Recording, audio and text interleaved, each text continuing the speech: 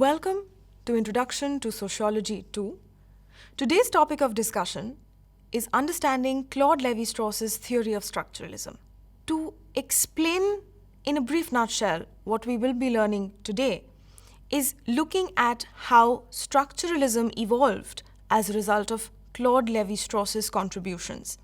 Structuralism, to repeat the term once again and to explain what it briefly is about, is basically a term that is used to describe how cultural texts are related to one another and how different elements are related to other elements in society and how cultural texts essentially form the basis upon which social structures can be established. Claude Lévi-Strauss essentially imported certain concepts of mathematics and linguistics into the field of structuralism because he wanted to use those concepts to understand more about his own field, which was anthropology. Claude Lévi-Strauss was essentially a French anthropologist. And in order to understand the concept and further and finer workings of kinship and myths, he imported certain concepts from mathematics and linguistics and thereby incorporated these concepts to try and understand what structuralism is all about. And Claude Lévi-Strauss's continuous search for further structures and meanings to aid his understanding of kinship and family and myth is what made structuralism what it is today. The ascendance of the concept of structure in the social sciences can be traced to Lévi-Strauss's pioneering importation of models from mathematics and linguistics for the understanding of kinship and myth in anthropology. Following Lévi-Strauss's intervention, the idea of structure became a productive source of formal representations of social reality. Thus, structuralism, a cross-disciplinary intellectual movement, swept the fields of humanities and social sciences in the 1950s and 60s. Claude Lévi-Strauss was essentially a French person of Belgian birth. He was born to a Belgian family in 1908 and he graduated from the Sorbonne in the early 1930s. After that, Claude Lévi-Strauss didn't want to be overworked or inundated with the prevalent concepts of those days, one of which was essentially existentialism. He wanted to move away from these fields and work on his own to gain a better understanding of fields of anthropology. As a result of this, he accepted a teaching position at the University of Sao Paulo in 1934 as a professor of anthropology. In 1941, he met Roman Jakobson, who was to be a major influence in his work later on and on the fields of linguistics and structuralism as a whole. So in 1941, he met Jakobson, and Jakobson's influence on Lévi-Strauss and his post-war anthropology made structuralism what it is today and aided in enabling and creating certain concepts of structuralism as well. Not only did Lévi-Strauss distance himself from the French philosophy of his day, he also distanced himself from orthodox interpretations of Durkheim, which played up the positivistic and evolutionist aspects of his thought. However, it was a reinterpretation of the work of Durkheim's disciple, Mauss, which played a major part in defining Lévi-Strauss's early intellectual trajectory. In his classic work on the link between kinship and exchange, which was called The Elementary Structures of Kinship, this was a text that Lévi-Strauss wrote that came out in 1949. In this, Lévi-Strauss describes the following custom. It was a very common custom in France in those days. So essentially, what was seen or observed by Lévi-Strauss was that in inexpensive restaurants in the south of France, it was customary for everyone at the table to share wine. Especially in the wine-growing regions, this was a prevalent custom. a meal would normally include a small bottle of wine, the quality of the wine would not be the best. However, what was important is the quantity and the fact that everyone got a small quantity of that same bottle of wine. Instead of pouring wine into his or her own glass, the owner, or the host if you will pour the wine into that of his or her neighbor. Despite the exchange, the quantity of wine remains the same. This exchange of wine thus became a means of establishing social contact through reciprocity. Indeed, wine became the social element of the meal. It gave the feeling of unity among the group. It became a means of establishing a commonness between the people who were sharing that meal. While food is the individual element intended for the nourishment of the diner, it is the wine that gives the meal a group aspect. In microcosm, then, the link between exchange and the total social fact is revealed, since it is not what is exchanged that is important, but the fact of the exchange itself, a fact inseparable from the very constitution of social life. So, what Levi-Strauss essentially found was that in this very common custom, this habit of sharing wine among all the diners of the group helped in establishing a sense of unity, a sense of commonness, a sense of belonging among the participants of that particular meal. Two important aspects of Levi-Strauss's anthropology come out as a result of this convention and further concepts. The first important aspect is the principle that social and cultural life cannot be uniquely explained by a version of functionalism. Cultural life is not explicable in terms of the intrinsic nature of the phenomena in question, nor can it be explained empirically by facts deemed to speak for themselves. Hence, social life, cultural life, all of these things are nuanced. They cannot be explained simply as equations, if you will, or simply by steadfast rules which will only follow a sort of mathematical function. There are nuances and there are layers to this. Because what is important in understanding culture is understanding how people feel connected to one another in a social setting. Broadly, structural anthropology, inspired by Saussure, focuses on the way elements of a system combine together rather than on their intrinsic value. Difference and relation are the key notions here. Understanding the difference between elements, like the words hot and cold, like the difference between the concepts of light and darkness, like the difference between the concepts of love and hatred. And relation are the key notions here. Relation being understanding how one is related to another. Understanding what the difference is between light and dark and the relation between light and dark. Darkness can only exist in the absence of light. Happiness can only exist if one understands the concept of sorrow. Sorrow exists because of a lack of happiness. So the difference and the relationship between terms are both important in establishing the concept and impressing upon people the meaning of those concepts and the value that is inherent in those concepts. Scope is another important aspect of Levi-Strauss's approach.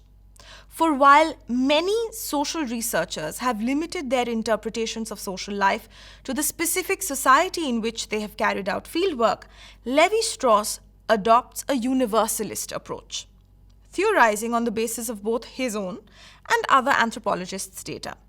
So Levi-Strauss didn't really believe in the concept of local. However, he did believe in the concept of the local being related to a much vast area, right? Where people in different areas can have essentially ideas that are similar to one another. This helps in expanding the understanding of concepts and also understanding how different concepts can be related to one another, irrespective of the region in which they are from. Levi-Strauss is confident that it is the cultural dimension and not nature that forms what is human. Symbolic structures of kinship, language, and the exchange of goods become the key to understanding social life, not biology.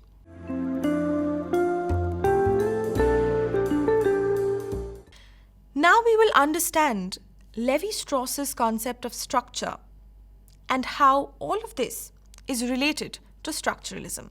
So structure for Levi-Strauss is not equivalent to the empirical structure of a particular society. It is always the outcome of at least three elements. And it is this threefold or ternary system or nature which gives it its dynamism. It should be acknowledged that in Levi-Strauss's body of work, there is in fact an ambivalence, a dichotomy of sorts, between the kind of structuralism which views structure as an abstract model and the notion of structure as being fundamentally ternary and containing an inherently dynamic aspect. So essentially, there is a dichotomy and ambivalence between the concept of structuralism, one branch of structuralism that views the field of study as an abstract model, and another branch that views the area or the field of study as being fundamentally formed of three principles and thereby containing a dynamic aspect. The third element of this ternary or threefold structure would always be empty, ready to take on any meaning whatsoever. Thereby, because of being empty, it is ready to assume any significance, any meaning, and thereby lending a dynamic aspect to the structure. The element of history, contingency, the aspect which accounts for the perpetuation of social and cultural phenomena. Obviously, society and culture, while being made up of connections, also by virtue of its existence, will obviously have certain components of history and a certain timeline to it.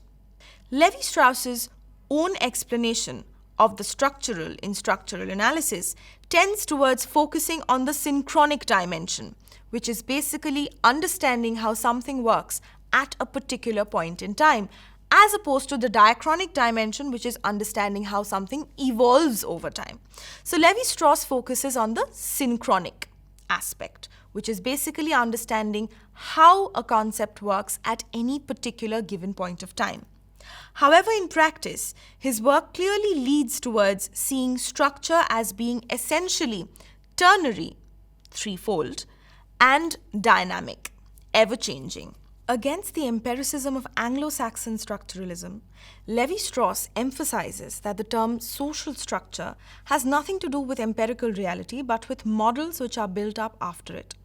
As a model of a complex of social relations, social structure cannot be reduced to the ensemble of social relations in a given society.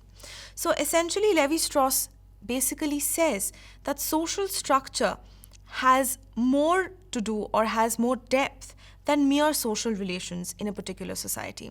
Social structure will need further components and further models to be understood in detail.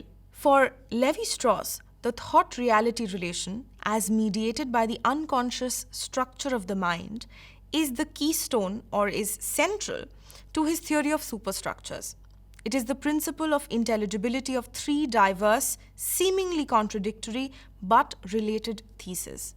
The first thesis with which Levi-Strauss upholds the Marxist theory of superstructure is that the material and social conditions of life determine consciousness, not vice versa. Secondly, while thought is transformed by changes in objective social relations, in its formal structure, it has no history. Following Freud, Levi-Strauss here postulates a categorical, unifying unconscious structure of the mind. So essentially what Levi-Strauss is trying to say here, that thought is transformed by changes in social relationships in society, relationships between people in society, between structures in society. However, thoughts do not have a formal structure. So in this concept, or in this conception, Levi-Strauss has essentially borrowed from Freudian psychology or psychoanalytics. The third thesis is that structure is imposed on reality in the unconscious activity of the mind. It seems clear that the various reductions, formalism, idealism, mechanism, to which Levi-Strauss's thought has been susceptible, as have the ambiguities in his epistemology, can be traced to the isolation of one of these three theses at the expense of the others. So essentially, the third thesis is that structure is imposed on reality in the unconscious activity of the mind. So we as human beings have a tendency to try and impose certain structures, a certain framework to understand reality. And we mostly do it unconsciously at further or deeper levels in our mind. So we can thus see that Levi-Strauss has not only borrowed concepts from mathematics and linguistics here, but the concept of structuralism and anthropology as started or as thought of by Levi-Strauss also borrows certain ideas and concepts from Marxist thought as well as from Freudian psychoanalytics. The unconscious structure of the mind mediates the thought-reality relation, accounting for its homologous form or structure. This homology of structure discloses an inner relation, that of structural correspondence between the form of thought and that of society, between categories of the mind and the structure of society. This conception of the relation between thought and reality as a relation of structural correspondence is ultimately reducible to the assumption that the unconscious structure of the mind imposes structure on reality.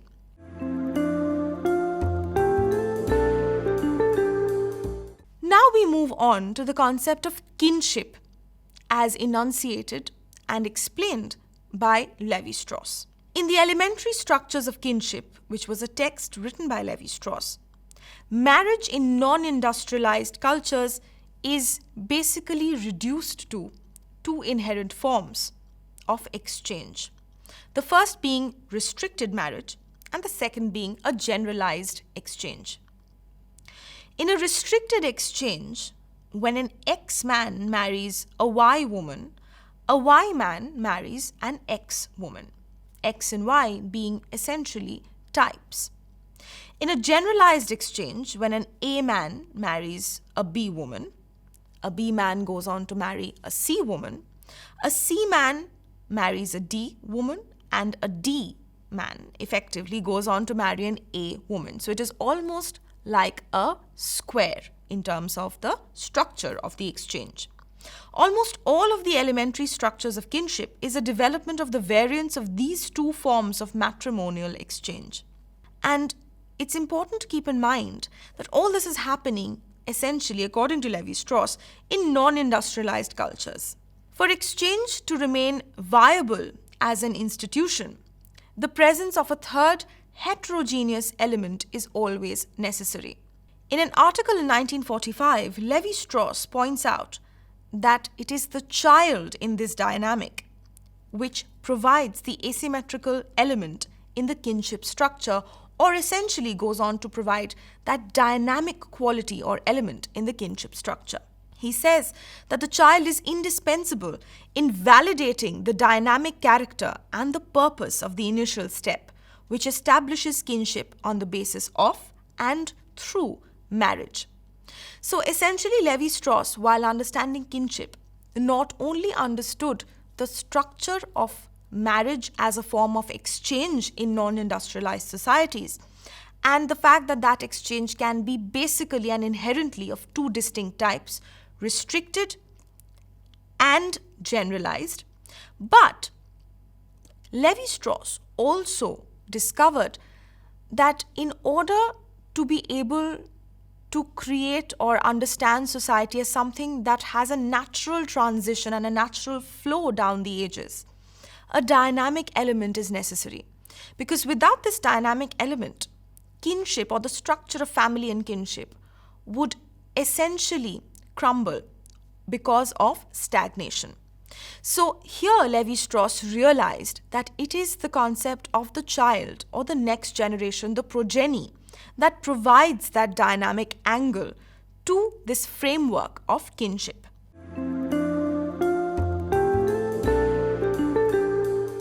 Now we will understand what Levi-Strauss meant or understood by the concept of myth.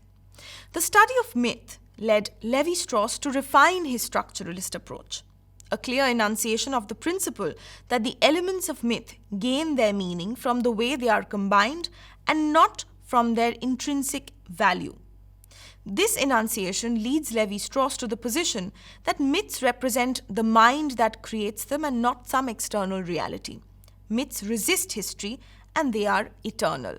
So Levi-Strauss, while trying to understand how myths worked, how they were created, how they were propagated, and how they kept on being passed from generation to generation, understood that myths get their meaning from the way in which they are combined with one another, instead of having any kind of intrinsic value within them.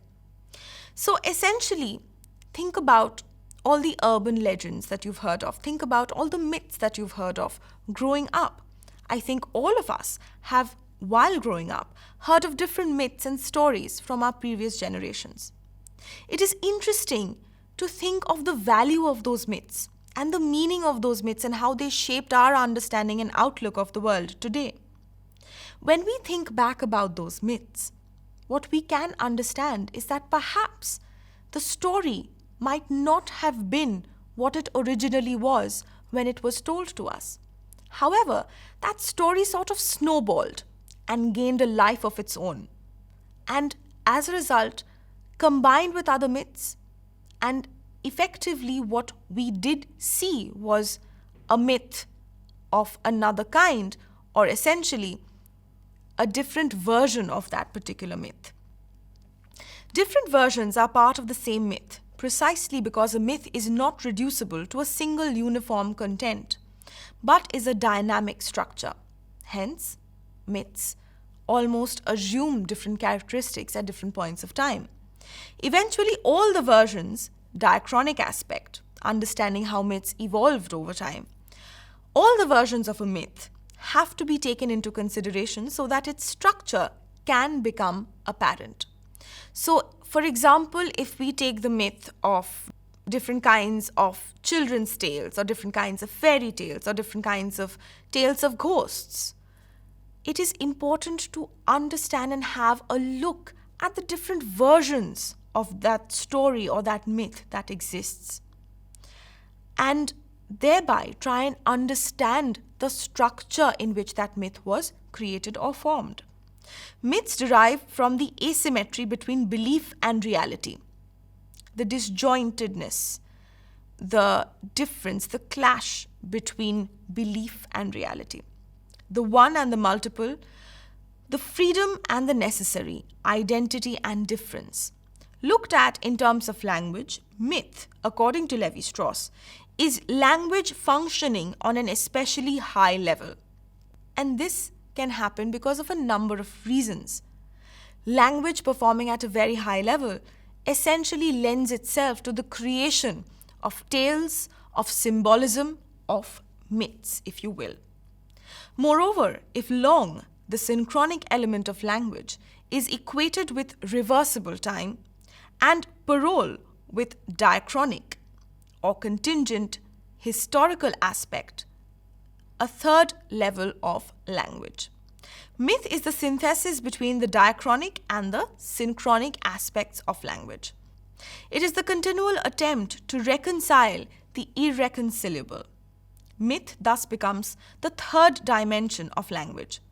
In it, a continuous attempt is made to reconcile its other two dimensions, being long and parole. Now we'll understand how Levi-Strauss looked at art and structure and lent and evolved and applied these concepts to the idea of structuralism. Like myth, the facial painting of the South American Caduvio Indians, described in Levi-Strauss's autobiographical work Tristes Tropiques, provide another illustration of structure as a dynamic ternary phenomenon, ternary being created of three concepts. Their facial painting designs are asymmetrical arabesques, a ternary structure geared to generate more design. A purely symmetrical design, as well as being difficult to fit to a real face, would fail to fulfill the purpose assigned to it. So this concept of asymmetry existing in indigenous cultures, asymmetry existing in social conventions, is very important. Symmetry, as we will see in art and in society, in the natural world all around us, is not as natural as one might think it is. What is natural, however, is the concept of asymmetry. The fact that something is not quite balanced lends itself to the application in real life and in natural situations. In terms of looking at Levi-Strauss and understanding him from a critical point of view, let's have a look at some of his critiques and achievements. In particular, critics have been able to claim that history is neglected in structural anthropology, a fact that has been played up because of Levi-Strauss's hostility to Sartre's existentialism, a doctrine in which almost every act is historical. Furthermore, Levi-Strauss's insistence on the scientific status of anthropology sits oddly with his view that science cannot entirely escape being mythical, and the view that cultures are not hermetically sealed off from each other but constitute an infinite series of transformations. Nevertheless, the significance of Levi-Strauss's anthropology, as mentioned earlier, cannot be limited to its analytical contents. Much more is at stake, for Levi-Strauss shows the complexity of non-industrialized cultures which the West, often through its anthropologists, had assumed to be equivalent to the childhood of mankind, and who, through that fact, were deemed to be more primitive and more simplistic than the West in their thinking. So, essentially, for Levi-Strauss, the complexity of non-industrialized cultures was very, very important.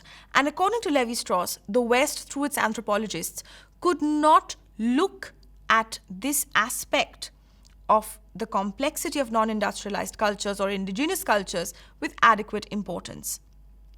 And the West constantly assumed that since these cultures were non-industrialized, they were less evolved. According to Levi-Strauss, it was not so, because these cultures evolved in different ways. If their evolution was not strictly scientific or mechanical or industrialized, their evolution was far greater when we look at the cultural relationships between members of that particular community and culture. So Levi-Strauss's universalism should thus be understood to mean that transformations of the same myth, for example, the Oedipus myth, throughout the world indicate that human beings belong to a single humanity, but that the presence of others is essential if we are to evolve and constitute our differences. The mythical system mediates between the opposed factors. Its function is to reconcile contradictions. The French scholar was confident that ethnography as a social science was indeed able to probe the structure of the myth's internal relationships. The structuralist's tools were, in his view, adequate and sufficient for investigating not only cultural products, but the structure of the human mind in general, the institutions created by it, and the forms of knowledge. This is it when it comes to Levi-Strauss's concept of structuralism. Thank you.